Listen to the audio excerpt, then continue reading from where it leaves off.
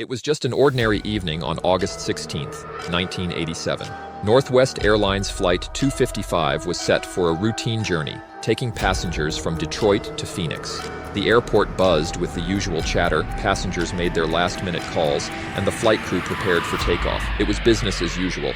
But as the plane taxied onto the runway, no one could have known that within minutes, a devastating catastrophe was about to unfold. Flight 255's journey, tragically, would end just 40 seconds after takeoff. In the blink of an eye, 154 people on board lost their lives. The crash sent shockwaves across the nation, shaking the aviation industry to its core. But amidst the wreckage, first responders made a discovery that seemed impossible: a small child, alive, fighting for her life. This child was 4-year-old Cecelia Cichan, the sole survivor of one of the deadliest aviation disasters in U.S. history. How could a little girl live through a crash that claimed the lives of every other passenger? What went wrong during those critical moments after takeoff? And how did Cecilia's life unfold in the years following this unimaginable tragedy? Let's go back to the beginning, to the moment Flight 255 took off, and uncover the details that led to both heartbreak and an incredible story of survival. Northwest Airlines Flight 255 was part of a regular route that linked Saginaw, Michigan, with several stops, including Detroit and ultimately Phoenix, Arizona. On that fateful day in August 1987, the McDonnell Douglas MD-82 aircraft landed in Detroit for what was supposed to be a brief layover before continuing its journey west. The weather was humid, with light showers lingering in the area, but nothing seemed out of the ordinary for the crew preparing for the final leg of the trip. The aircraft was carrying 149 passengers and 6 crew members. The passengers on board were a mix of families heading home, business travelers, and vacationers. For many, it was just another flight. The cockpit crew consisted of Captain John Mouse, an experienced pilot with over 6,800 flying hours, and First Officer David Dodds, who had nearly 8,000 hours of flight experience. Both men had navigated countless flights before and had no reason to suspect that this one would be any different. The MD-82 itself was a workhorse of the skies, known for its reliability and widespread use by airlines around the world. At just 6 years old, Flight 255's aircraft was still relatively new, and nothing about its maintenance history raised any red flags. Everything seemed to be in order as the plane taxied toward the runway at Detroit Metropolitan Airport, preparing for takeoff at 8:45 p.m. Yet, beneath the routine, a deadly series of events had already started to unfold. Unbeknownst to the passengers and crew, a critical step had been missed during the pre-flight checklist. A simple yet vital task, setting the wing flaps for takeoff, had been overlooked. Without this adjustment, the aircraft's aerodynamics would be fatally compromised. And what's more, the onboard warning system, designed to alert the pilots to this very problem, had failed to activate. The plane was cleared for takeoff, but in those final moments, no one knew that disaster was imminent. As Flight 255 accelerated down the runway, everything appeared normal to the untrained eye. But within seconds of leaving the ground, everything would go catastrophically wrong. At precisely 8:46 p.m., Northwest Airlines Flight 255 lifted off the runway. Initially, there was no indication of trouble. The plane rose smoothly, but just seconds into the climb, something went terribly wrong. The MD-82 struggled to gain altitude, its nose pitched unnaturally upward. Without the crucial flaps deployed, the aircraft was unable to generate the necessary lift to remain airborne. The engines roared as they strained against the laws of physics, but it was a losing battle. Witnesses on the ground would later describe hearing the horrifying sound of the engines howling louder and louder as the plane began to stall. Less than 20 seconds after takeoff, Flight 255 started to tilt uncontrollably to the left, its wings dipping toward the earth. In a desperate attempt to stabilize the aircraft, the pilots tried to adjust, but there was no time, no room for error. The aircraft clipped a light pole near the end of the runway, then slammed into a rental car facility, skidding and exploding into flames. The fiery wreckage tore through buildings and vehicles,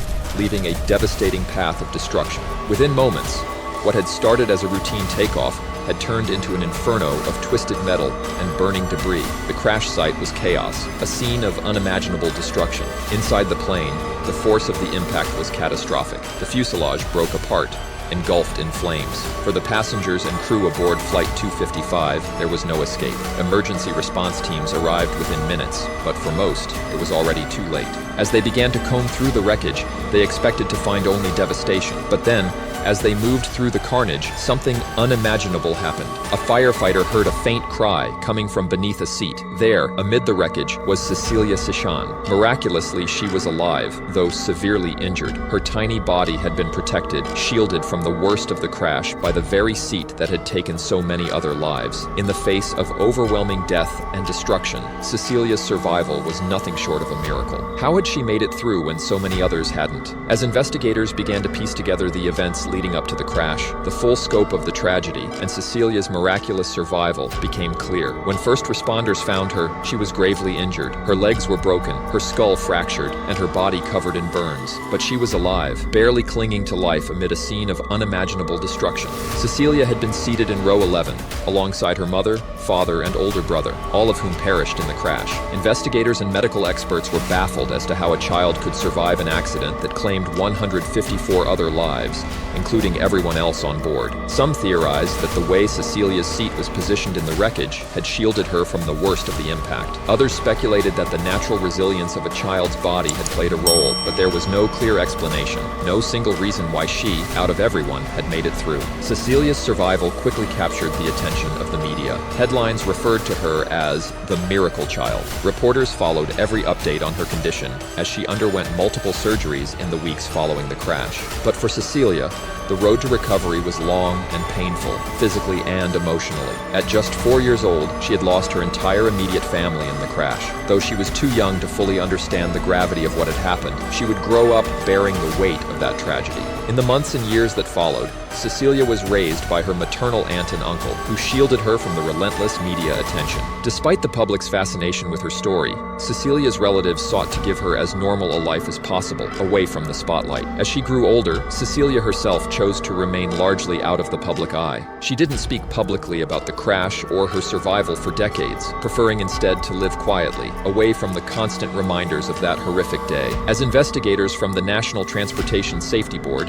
NTSB, arrived on the scene, the focus shifted to understanding what had gone so terribly wrong. How had a routine takeoff turned into one of the deadliest air disasters in U.S. history? Within days, investigators began piecing together the final moments of Flight 255. One of the first critical findings was the absence of the wing flaps. These devices, located on the trailing edges of an aircraft's wings, are crucial during takeoff. They help generate the necessary lift to keep the plane airborne. Without them, the aircraft simply cannot climb. It became clear that the flight crew had failed to extend the flaps before takeoff. But why? The MD-82 was equipped with a takeoff warning system designed to alert the pilots if the flaps weren't set correctly. However, that system had never sounded an alarm. Further investigation revealed a troubling detail. The warning system had been inoperative. A circuit breaker controlling the system had malfunctioned, meaning that the pilots had no indication that something was wrong until it was too late. The investigation also examined human error. In the minutes leading up to the crash, the crew had been discussing a range of topics unrelated to the flight, which may have distracted them from following proper procedures. The NTSB later pointed to a combination of factors,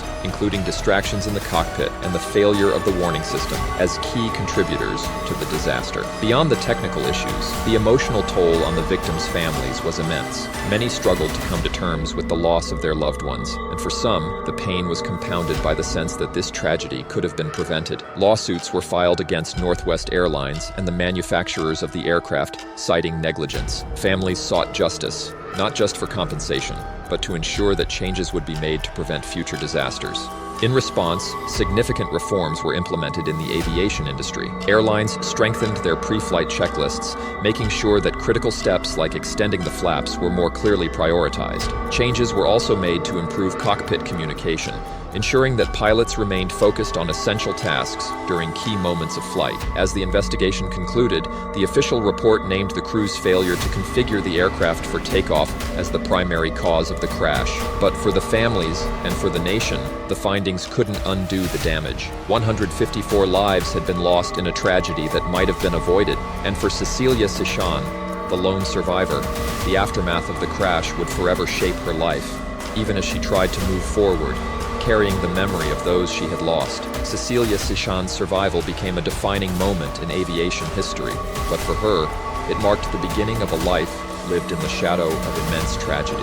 After losing her entire immediate family in the crash, Cecelia was raised by her aunt and uncle, who worked tirelessly to shield her from the relentless attention surrounding her story. They gave her the love and stability she needed to recover from not only her physical injuries, but also the emotional scars left by the loss of her parents and brother. As she grew older, Cecelia made a conscious decision to remain out of the public eye. While the world continued to view her as the miracle girl, Cecelia sought a normal life, away from the constant reminders of her survival. She attended college, married, and built a life for herself, far removed from the media frenzy that had followed her in her early years. It wasn't until 2011, on the 25th anniversary of the crash, that Cecelia broke her silence. She appeared in the documentary Soul Survivor, where she spoke briefly about her experience for the first time. Her words were few, but the emotions were palpable. Cecelia expressed gratitude for the life she had been able to build and acknowledged the profound impact that surviving such a devastating event had on her. She chose not to dwell on the details of the crash, but instead focused on moving forward. Cecelia's life after the crash has been one of resilience and quiet strength. Her story, while one of immense tragedy, is also one of hope, a reminder that even in the darkest moments, life can continue and healing is possible. What are your thoughts on Cecelia's incredible story? Do you think her survival was pure chance, or could there have been something more at play?